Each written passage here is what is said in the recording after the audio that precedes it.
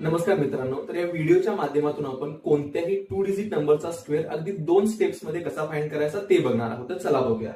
तर या ठिकाणी आपण नंबर घेतलेला आहे 56. तर याच्यामध्ये 5 हा एक डिजिट आहे, 6 हा एक डिजिट आहे. तर पहिल्यांदा काय करायचं, 5 चा स्क्वेअर करायचा जो येतो 25, 6 चा स्क्वेअर करायचा जो येतो 36. त्याच्यानंतर काय करायचं आपल्याला, या दोन नंबरची मल्टिप्लिकेशन करायची जी येते 5 6 जा 30 आणि 30चं काय करायचं आहे, डबल करायचं आहे जे काय येतं 60. आणि तो जो येणारा नंबर आहे तो युनिट प्लेस सोडून या ठिकाणी लिहून घ्यायचा आहे. त्याच्यानंतर 6, 3 + 0 3, 6 + 5 11 अँड 1 इज फॉर कॅरिंग, 2 + 1 3. तर 56 चा स्क्वेअर काय येणार आहे 3136.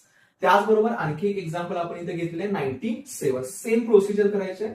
9 चा स्क्वेअर 81, 7 चा स्क्वेअर 49. सेम या दोन नंबरची मल्टिप्लिकेशन, 9 7 जर किती येतं 63. त्याची काय करायचे, डबल जी किती येते 126. तो नंबर युनिट प्लेस सोडून या ठिकाणी लिहून घ्यायचा आहे 126.